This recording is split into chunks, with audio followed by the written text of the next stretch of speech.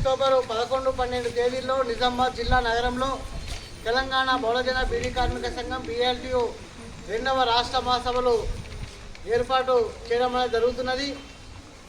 October 11 Nizamabad Tilak garden నుండి భారీ rally పాత కలెక్టర్ గ్రౌండ్ వరకు మధ్యాహ్నం 2 గంటలకు పాత కలెక్టర్ గ్రౌండ్లో బహిరంగ సభ ఉంటుంది.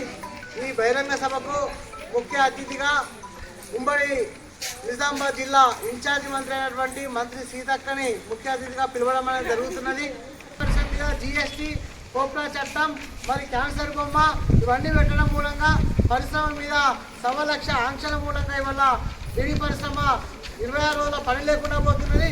కాబట్టి బీడీ పరిశ్రమ నుండి GST మినహాయింపు చేయాలా.